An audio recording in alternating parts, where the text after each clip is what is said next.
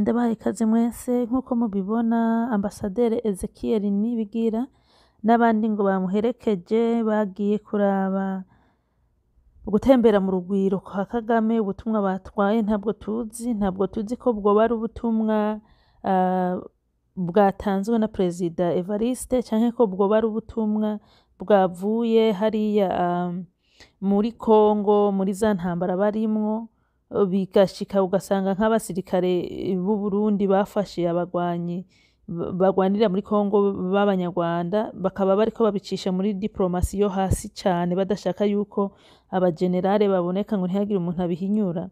Ariko ico tuzi co inama barimwo ntabwo ari inama nziza.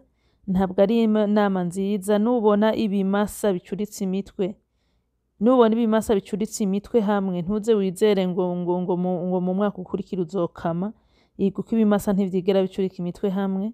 Ubwo rero nashaka nkura amatiko abantu benshi biyumvira ngo harimwo iki, nta kintu na kimwe kirimwo no kubeshanya. Murazi ko ari politike bisaba kubeshanya, nta kirimwo kuko Kagame ntarugurura imbibe kandi Kagame ntarahagarara gutera Uburundi canke gutera ibihugu bibanyi. Ni ikimenyetso bikwereka ko atakirimwo kizovamwo, ariko nyene kubera ko bwabo Burundi baba u Rwanda bose n'abakorera mu kwaha k'umukoroni, iyo usanga ari devoir ya domicile bashebuja babahaye ati bimutegeza kubikora uko tubibone, hama bigasaba yuko babikora uko mugani wa Kagame ngo kugira ngo babandanye bironkera izo fashanyo zabo baba bariko barasaba.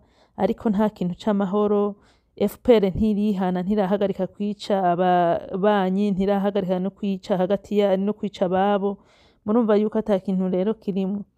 Mwese ndabashimiye, mukore subscribe, mukore share, nkaba mbandanya gushimira mwese abakoze subscribe, aba new subscribe n'abakora commentaire mwese. Nkaba ndabifurije ibiha vyiza mwese. Bye.